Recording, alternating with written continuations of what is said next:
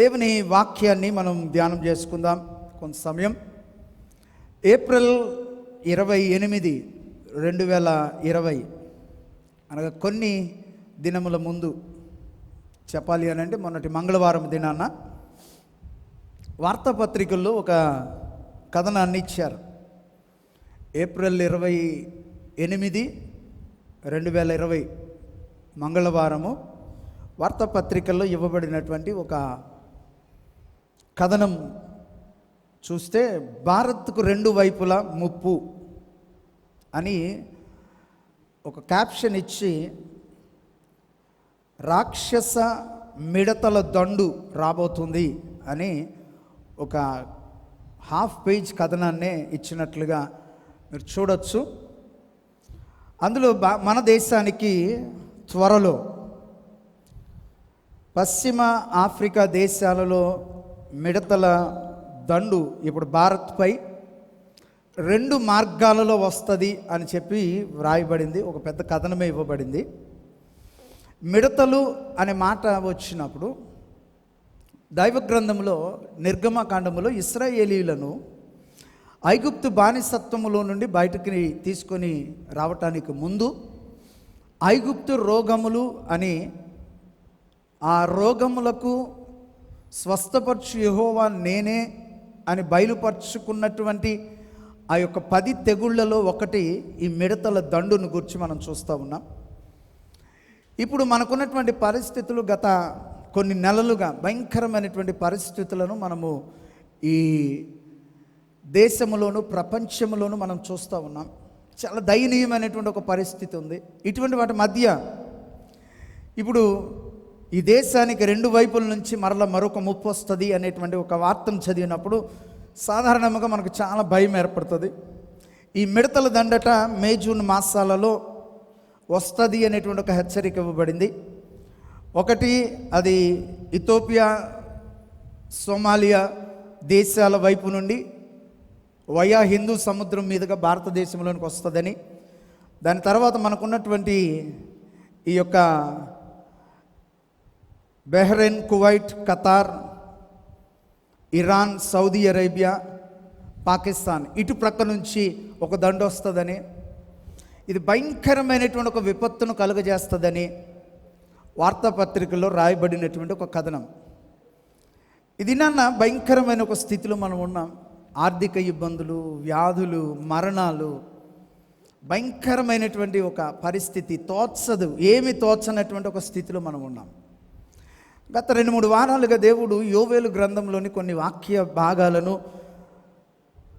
గుర్తు చేయమని బహుబలముగా జ్ఞాపకం చేస్తూ వచ్చాడు. ఈ యోవేలు గ్రంథంలో కూడా ఒక వాగ్దానము, ఆ వాగ్దానానికి ముందు ఏం జరిగింది అనేటువంటిది ఈ పుస్తకంలో చూస్తూ ఉన్నాం. ఇందులో కూడా మిడతల దండును గురించి వ్రాయబడింది. ఈ యోవేలు గ్రంథం గురించి క్లుప్తంగా ముందు 2-3 మాటలు మీకు చెప్పిన తర్వాత ఇంట్రడక్షన్, ఇందులో ఉన్నటువంటి సత్యాలు, ఇదేనా నా దేవుడు మనతో ఏం మాట్లాడబోతూ ఉన్నాడు అనేటువంటి కొన్ని విషయాలను మీకు చెప్పడానికి నేను ఇష్టపడతా ఉన్నాను. యోవేలు అనే మాటకు అర్థం Joel, it's Yahweh plus L, అంటే యెహోవాయే దేవుడు అని అర్థం, లేక నిబంధన దేవుడు అని అర్థం. ఈ యోవేలు గ్రంథము చాలా విశిష్టముగా కొన్ని సత్యాలను రాస్తూ ఉంది, చాలా శ్రేష్టముగా అది వర్ణిస్తూ ఉంది. ఈ యోవేలును గురించి అంతగా మనకు తెలియదు, కానీ మొదటి వచనంలో ఆయన పెతూయేలు కుమారుడు అని వ్రాయబడి ఉంది. పెతూయేలు అనగా దేవుని నోరు, మౌత్ ఆఫ్ గాడ్ అని అర్థం. సో దేవుని నోటి నుండి వచ్చినటువంటి ఈ వాక్కు నిబంధన వాక్యం. ఈ నిబంధన దేవుడు కొన్ని మాటలను ఇక్కడ చెప్తా ఉన్నాడు. ఈ యోవేలు అనేటువంటిది చూస్తే కనుక 3 అధ్యాయాలు ఉన్నాయి. రెండవది, ఈ అధ్యాయాన్ని చదివితే ఏ సమయంలో జరిగింది అనేటువంటిది స్పష్టమైనటువంటి ఒక వర్ణన లేదు, కానీ ఇది యూదా గోత్రమునకు వ్రాయబడింది, యూదా జనమునకు ఇది వ్రాయబడింది. యూదా అని అంటే స్తుతించేవారు అని, స్పిరిచువల్లీ మెచ్యూర్డ్ పీపుల్ అని అర్థం. ఇప్పుడు ఉన్నటువంటి మన మాటలో నామకార్థ క్రైస్తవులు కాదు, ఎన్ని శ్రమలు వచ్చినా, ఎన్ని శోధనలు వచ్చినా, ఆ శోధనల మధ్య దేవుని స్తుతించేటువంటి ఒక గోత్రం. ఇది నీవు నేను కూడా దేవుని వాక్యం ప్రకారము ఆత్మీయ ఇశ్రాయేలుగా, యూదా గోత్రపు కొదమ సింహముగా, ఆ కొదమ సింహం యొక్క బిడ్డలుగా మనం పిలువబడతా ఉన్నాం. సో స్తుతించేటువంటి వారికి అనుగుణమైనటువంటి ఒక గ్రంథముగా ఇది ఉంటా ఉంది. చాలామందికి యోవేలు అన్న వెంటనే మనకు గుర్తొచ్చేటువంటిది పెంతెకోస్తు దినం గుర్తొస్తుంది. ఎందుకనంటే పెంతెకోస్తు దినాన్న యోవేలు ప్రవచించినట్లుగా సర్వ శరీరుల మీదకు నా ఆత్మను నేను కుమ్మరిస్తాను అని చెప్పబడినటువంటి ఒకే వాక్య భాగాన్ని 2వ అధ్యాయంలో ఉన్నటువంటి దానిని మాత్రమే మనం చూస్తూ ఉంటాం. కానీ ఇక్కడ చూస్తే కనుక 2వ అధ్యాయంలో ఈ వచనము మాట్లాడబడినప్పుడు ఈ వాగ్దాన నెరవేర్పు, లేకపోతే మనం ఏదైతే చదువుతున్నామో ఆ వాగ్దాన నెరవేర్పును గురించి మనం చదువుతూ ఉన్నప్పుడు తరువాత అనేటువంటి మాటను మనం చూస్తాం. తరువాత ఆయన తన ఆత్మను కుమ్మరిస్తాడు అనేటువంటి మాటను దైవ గ్రంథంలో మనం చూస్తూ ఉన్నాం. కానీ యోవేలు ఒక విశిష్టమైనటువంటి ఒక యునిక్ బుక్గా ఉంటా ఉంది. దీనికి 3 అధ్యాయాలు ఉన్నాయి. చాలామందికి దైవ గ్రంథంలో ఇది ఎక్కడుందో కూడా కష్టపడి వెతికితేనే కానీ కనపడదు. చాలామందికి తెలిసినటువంటి ఒకే ఒక వచ్చిన భాగం ఏంటి అని అంటే, తర్వాత దేవుడు సర్వ శరీరుల మీదకు తన ఆత్మను కుమ్మరిస్తాను అని చెప్పినటువంటి ఆ ఒక్క మాట మాత్రమే వారికి గుర్తుంటుంది. కానీ దేవుని వాక్యము చాలా స్పష్టమైనటువంటి కొన్ని కార్యాలను ఇందులో నుండి మనకు చూపిస్తూ ఉంది. 3 అధ్యాయాలు, 3 అధ్యాయాలకు 3 పేర్లు నేను ఇవ్వదలిచాను. ఈ 3 అధ్యాయాలలో ఒక అధ్యాయం, మొదటి అధ్యాయము గతములో వారు చేసినటువంటి కార్యములను బట్టి ఏర్పడిన పరిస్థితులు, the result of the past deeds. ఇది మొదటి అధ్యాయం అయితే, 2వ అధ్యాయము talks about the present duties. మనము ఇప్పుడు చేయవలసిన పనులను గూర్చి 2వ అధ్యాయం మాట్లాడుతూ ఉంది. 3వ అధ్యాయము ఎప్పుడైతే మనము చేయవలసినటువంటి ప్రజెంట్ డ్యూటీస్ని, ప్రస్తుతము మనము చేయవలసిన పనులను మనం చేసినప్పుడు నిశ్చయముగా 3వ అధ్యాయం చెప్తా ఉంది blessings and the future glories. ఇవ్వబోయేటువంటి లేక దేవుడు అనుగ్రహించే ఆశీర్వాదములు, రాబోవు మహిమను అది చూపిస్తూ ఉంది. సో 3 అధ్యాయాలు 3 మాటలు. మొదటి అధ్యాయము గతంలో మనం చేసినటువంటి పాస్ట్ డీడ్స్ని బట్టి ఇప్పుడు మనకున్నటువంటి పరిస్థితి. 2వ అధ్యాయము ఇటువంటి పరిస్థితి మధ్య ఉన్నటువంటి మనము ఇప్పుడు చేయవలసినటువంటి కార్యములు ఏంటి, ఇది 2వది. 3వది ఆ కార్యాలను మనం చేసినప్పుడు మనకు అనుగ్రహించబడుతూ ఉన్నటువంటి ఆశీర్వాదాలు, దాని తర్వాత భవిష్యత్తులో మనకు కలిగేటువంటి మహిమను గూర్చి ఇది మాట్లాడుతూ ఉంది. సో ఇది ఈ పుస్తకము ఇప్పుడున్నటువంటి పరిస్థితికి చాలా సన్నిహితమైనటువంటిది. ప్రత్యేకముగా యోవేలు గ్రంథాన్ని చదివితే కనుక చాలా సందర్భాలలో కొన్ని పుస్తకాలను మనం చదివినప్పుడు ఆ ప్రజెంట్ జియోగ్రాఫికల్ సిచ్యుయేషన్స్, అక్కడ ఉన్నటువంటి హిస్టరీ, లేక అక్కడ ఉన్నటువంటి పరిస్థితుల ఆధారముగా చాలా సందర్భాల్లో మనం చదువుతాం. కానీ పరిశుద్ధాత్ముడు ఎందుకో యోవేలు గ్రంథానికి స్పెక్యులేషన్స్ అయితే ఉన్నాయి. ఈ టైం పీరియడ్లో జరిగి ఉండాలా, ఆ టైంలో అతల్య అనేటువంటి ఒక ఆమె ఏలుబడి చేస్తూ ఉంది. ఆమె రాజు కాదు, అతని తన తరువాత వచ్చేటువంటి వారసుడు చిన్నవాడు కనుక అతడు పెరిగేంత వరకు అతను ఉండాలి. ఎందుకనంటే రాజులను గూర్చి ఇందులో రాయబడలేదు, ఎవరి కాలము అనేటువంటిది రాయబడలేదు కనుక స్పెక్యులేటెడ్ టైం అది అని చాలామంది వేదాంత పండితులు చెప్తారు. కానీ ఈ పుస్తకాన్ని చదివినప్పుడు మాత్రము ఏ పరిస్థితిలో ఇది జరిగింది అనేటువంటిది తెలియదు, అంటే ఏ కాలంలో జరిగింది అనేటువంటిది తెలియదు. కాబట్టి ఇది ఎప్పటికీ మన స్థితిని చూపించేటువంటి ఒక పుస్తకము అని నేను అనుకుంటాను. అందుకనే ఆ పుస్తకం యొక్క పేరులోనే ఉంది, అది యెహోవాయే దేవుడు అనేటువంటిది. ఇప్పుడు మనం ఎన్ని పరిశోధనలు చేస్తూ ఉన్నారు, పరిస్థితులు కోవిడ్-19 కొరకు చేసేటువంటి కార్యాలన్నిటినీ చేస్తూ ఉన్నా వివిధమైనటువంటి పరిస్థితుల మధ్య తేలినటువంటి ఒకే ఒక కార్యం ఏంటి అని అంటే, దేవుడు తప్ప వేరే ఎవ్వరూ కూడా ఏమీ చేయలేరు అనేటువంటి ఒక స్థితిలోనికి మెజారిటీ ఆఫ్ ద పీపుల్ వచ్చేసారు. ఎందుకనంటే అదృశ్యమైనటువంటి ఒక సూక్ష్మ క్రిమి అది ప్రపంచాన్ని అల్లాడిస్తూ ఉంది. మహమ్మారి అని పిలుస్తూ ఉన్నారు, పాండమిక్ అని అంటూ ఉన్నారు. కానీ ఇప్పుడు దీని నుండి తప్పించబడటానికి ఎన్ని మార్గాలు అన్వేషిస్తూ ఉన్నా కూడా ఏది దొరకకపోయేటప్పటికి ఇప్పుడు లేటెస్ట్గా వచ్చినటువంటి కొన్ని కార్యాలు ఏంటి అని అంటే, whether it is through WHO, ఇంక ఎవరు మాట్లాడినా కూడా వాళ్ళు మాట్లాడుతున్నటువంటిది ఏంటి అని అంటే, ఇప్పుడు ఈ పాండమిక్ ఇంకా కొన్ని సంవత్సరాలు అలాగే ఉంటుంది, దానితో మనం ఇంచుమించు సహజీవనం చేస్తున్నట్లుగానే ఉండాలా, అది మన శరీరానికి కొంతకాలానికి అడాప్ట్ అయిపోతుంది అనేటువంటి ఒక సిచ్యుయేషన్కి వచ్చారు. ఇప్పుడు మానవుని పరిజ్ఞానము కానీ, మానవుని సైంటిఫిక్ జ్ఞానము కానీ, మెడికల్ ఫీల్డ్లో వాళ్ళకు ఉన్నటువంటి ఉన్నతమైనటువంటి ఒక స్థితి కానీ, ఇది నాన్న కనబడని అదృశ్యమైన ఎటు నుంచి వస్తుంది, ఎలాగొస్తుంది అనేటువంటి తెలియని దీనికి మాత్రము పరిష్కారము లేదు.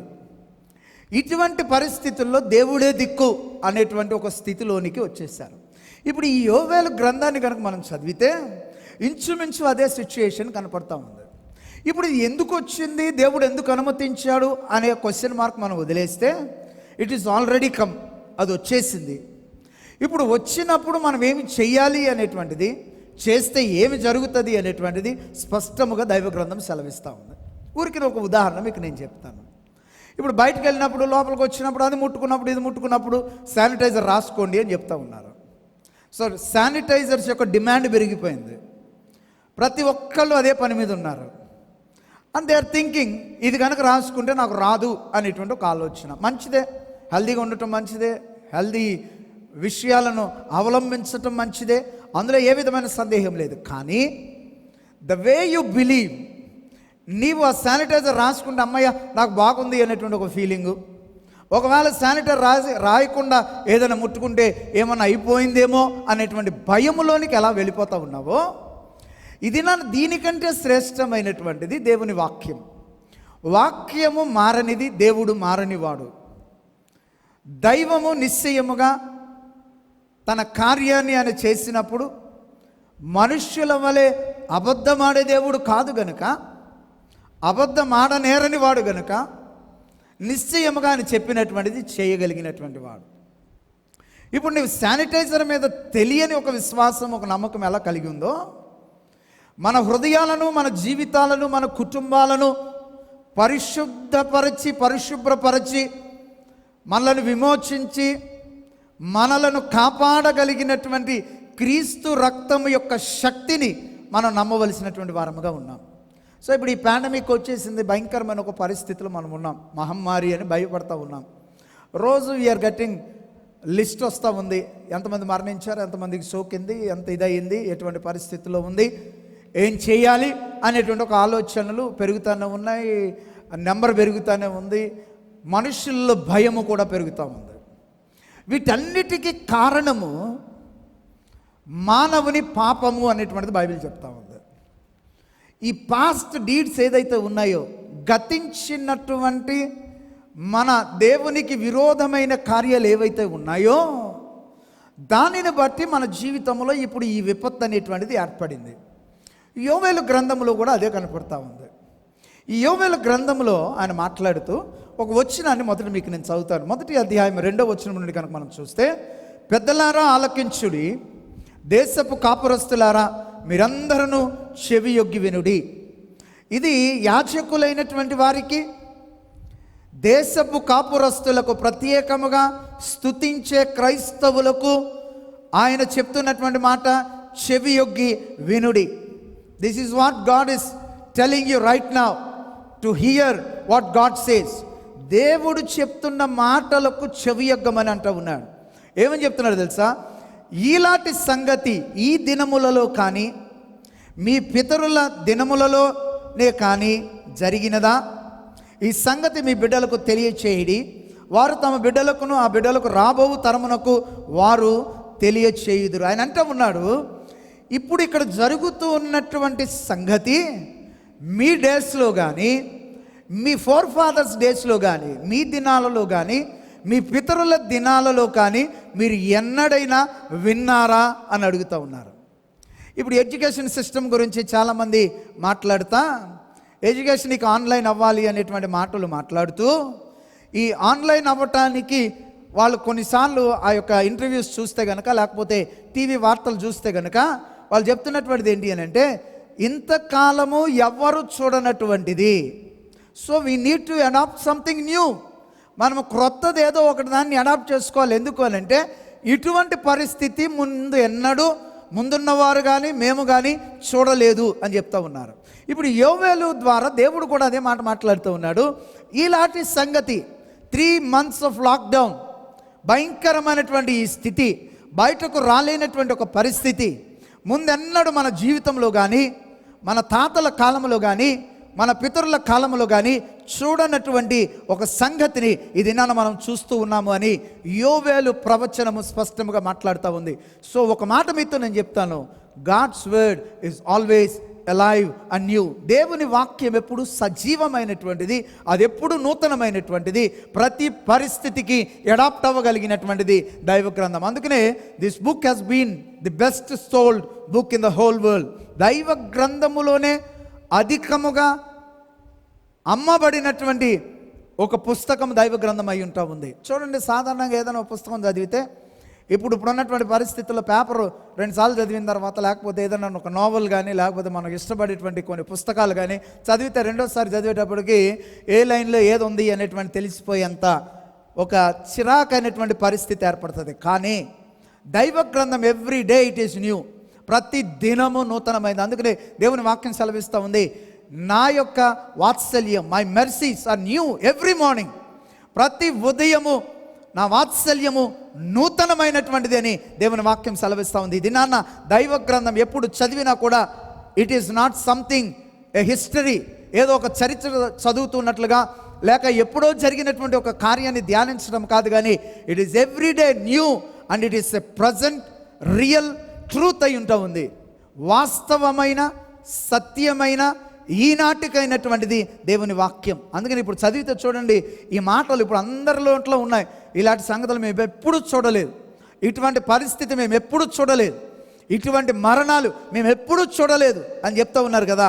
ఇక్కడ యోవేలు ద్వారా దేవుడు మాట్లాడుతూ ఉన్నాడు, ఇలాంటి సంగతి మీ దినములలో కానీ, మీ పితరుల దినములలో కానీ జరిగినదా అనే క్వశ్చన్ మార్క్ అడుగుతూ ఉన్నాడు. ఇప్పుడట ఈ సంగతి అట రానున్న తరాలకు మనము తెలియజేసేటువంటి వారముగా ఉన్నామట. ఎస్, నిజమే, తెలియజేసేటువంటి ఒక పరిస్థితి ఇప్పుడు ఏర్పడుతూ ఉంది.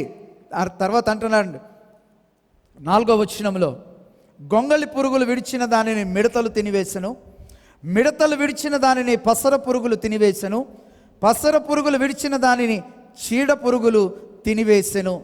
ఇక్కడ 4 రకములైనటువంటి మిడతలను గురించి మాట్లాడుతూ ఉంది. తెలుగులో కొంచెం గొంగళ పురుగులు, మిడతలు, పసర పురుగులు, చీడ పురుగులు అని కనపడతా ఉన్నా, these all from the same species, లోకస్సే, మిడతల జాతిలో నుండే వచ్చినటువంటిది. ఒక ఆంగ్ల తర్జుమాలో చెప్తా ఉంది, మొదటి మాట గ్రేట్ లోకస్, రెండవది యంగ్ లోకస్, మూడవది డివౌరింగ్ లోకస్, 4వది డిస్ట్రాయింగ్ లోకస్. అదేంటో మీకు నేను చెప్తాను. ఒక గొప్ప సమూహమైన మిడతలు మొదట వచ్చినాయట, దాని తర్వాత యవ్వన తరము లేకపోతే యంగ్ మిడతలు వచ్చినాయట, దాని తర్వాత మృంగి వేసేటువంటి ఇవి వచ్చినాయట, మిడతలు వచ్చినాయట, 4వది పూర్ణముగా నాశనము చేసేటువంటి మిడతలు వచ్చినాయట. అదే 4వ వచనంలో యోవేలు ప్రవచనం మాట్లాడుతూ ఉంది. 4 steps ఆఫ్ డిస్ట్రక్షన్. అది నెమ్మదిగా బయలుదేరి పూర్తిగా మనల్ని మృంగివేసి నాశనము చేసేటువంటి ఒక దశలోనికి, 4 స్థాయిలలోనికి ఆ నాశనం వస్తూ ఉంది. ఇది అదే జరుగుతూ ఉంది. ఒకరోజు జనతా కర్ఫ్యూ అని అంటే పర్వాలేదులే అని అనుకున్నారు, సడన్గా 2వ స్టేజ్కి వెళ్ళిపోయింది. దాని తర్వాత దానికి 2.0 అని 3.0 అని పెడతా ఉన్నారు. ఇది ఎక్స్టెండ్ అవుతూ వస్తూ ఉంది.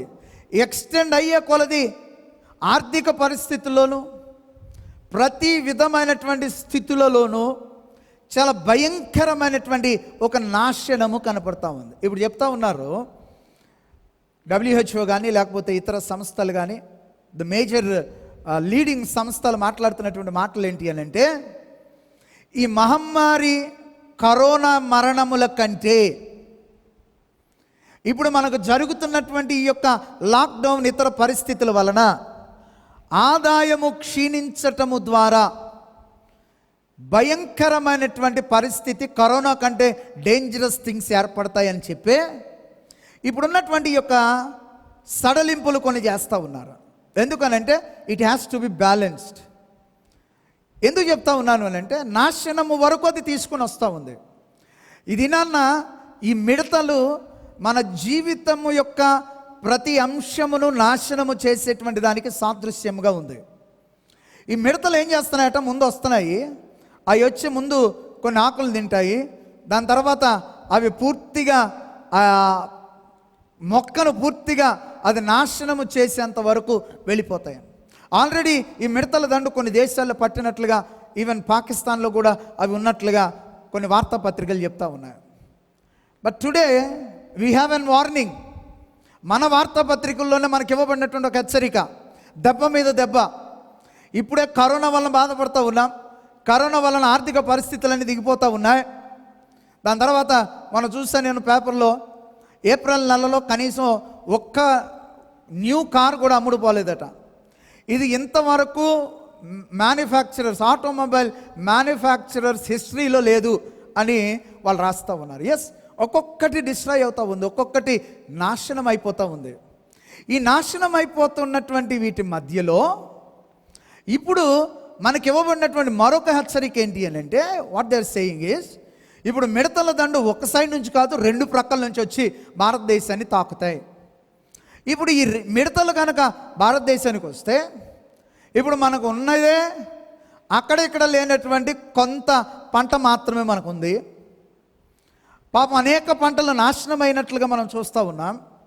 కనీసం గిట్టుబాటు ధర లేక రైతుల పరిస్థితి దయనీయంగా మారినట్లుగా మనం చూస్తూ ఉన్నాం. ఇదంతా యోవేలు గ్రంథంలో మీకు వచనాలు నేను చూపిస్తాను. ఇంత భయంకరమైనటువంటి పరిస్థితి మధ్యలో మిగిలిన కొంచాన్ని కూడా రెండు ప్రక్కల నుంచి ఎడాపెడా గనుక అవి వచ్చి నాశనం చేస్తే దేశం యొక్క పరిస్థితి ఎలాగుంటుందో ఒకసారి ఆలోచన చేయండి. ఇది నాన్న మన దేశం, మన ప్రపంచం యొక్క దుస్థితి ఈ విధముగా ఉంది అనేటువంటిది న్యూస్ చెప్తా ఉంది. ఎస్, మనం చూస్తూ ఉన్నాం. కొంతకాలానికి ఆహారం దొరుకుతుందో లేదో అనేటువంటి ఒక పరిస్థితిలోనికి మనం వెళ్ళిపోతూ ఉన్నాం. పాపం ప్రభుత్వాలు చేయవలసినటువంటి శ్రేష్టమైనటువంటి పనులను వాళ్ళు చేస్తూ ఉన్నా కూడా it is beyond their thing. వాళ్ళకి మించి కొన్ని కార్యాలను వాళ్ళు చేయలేరు, ఎవరు అతీతులు కాదు. సో ఉన్న వాటిలోనే వాళ్ళు చాలా కార్యాలను చేస్తూ ఉన్నారు.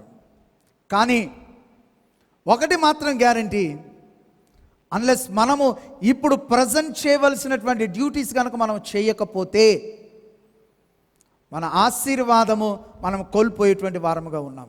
ఇది peak time for every Christian. యూదా గోత్రము అని స్తుతించే మెచ్యూర్డ్ క్రిస్టియన్స్, ఇది నా క్రైస్తవ విశ్వాసులకు ఇది ఒక సవాల్. క్రైస్తవ విశ్వాసులు ఇప్పుడు నిజముగా రావలసినటువంటి ఒక పరిస్థితి నేను గమనిస్తూ ఉన్నాను. ఎందుకనంటే టూ మెనీ లైవ్స్ అయిపోయినాయి, లైవ్ ప్రోగ్రామ్స్ అయిపోయినాయి. ఎప్పుడు సెల్ పట్టుకున్నా ఏదో ఒక లైవ్ ఎక్కడో చోట, there are thousands of lives coming, వస్తూ ఉన్నాయి. ఇప్పుడు పరిస్థితి కూడా క్రైస్తవ విశ్వాసం కూడా ఎలాగైపోయింది అని అంటే, ఒక వారం చాలా జాగ్రత్తగా కూర్చొని వాళ్ళ దగ్గర ఉన్నటువంటి సెల్ పెట్టుకొని వింటారు. రెండో వారం వచ్చేటప్పటికి అలసత్వం వచ్చేస్తుంది. ఇంకా మూడో వారం వచ్చేటప్పటికి మరీ బాగోదు అనుకుని ఒక లైకో లేకపోతే ఒక థమ్స్అప్ సింబల్లో పెట్టేసి వదిలేసి కామ్గా కూర్చుంటాం. మనం అనుకుంటాం ఓకే దేవుని వాక్యం విన్నారేమో అని యాజకులు అనుకుంటారు, మనం విన్నాము అని పాస్టర్ గారు అనుకోవాలి అని ఒక లైక్ పెట్టి మనం వదిలేస్తాం. నేను చెప్తా ఉన్నాను, ఇప్పుడున్నటువంటి పరిస్థితులు ఎవ్వరు కూడా నిజముగా ఇప్పుడు జరుగుతున్నటువంటి పరిస్థితులకు సరియైన విధానంలో ఒక విశ్వాసి రెస్పాండ్ కాకపోతే ఈ 4 స్టేజెస్ ఆఫ్ లోకస్ ఒకవేళ మనల్ని పూర్ణముగా నాశనం చేస్తాయేమో చాలా జాగ్రత్తగా మనం గమనించాలి. అది మనల్ని ఒకవేళ మిరింగివేస్తుందేమో, మనల్ని పూర్తిగా నాశనం చేస్తుందేమో. ఎందుకనంటే దేవుని వాక్యం సెలవిస్తూ ఉంది, సాతానుడు దొంగిలించడానికి, హత్య చేయటానికి, నాశనం చేయటానికి వస్తాడు. He comes for destruction.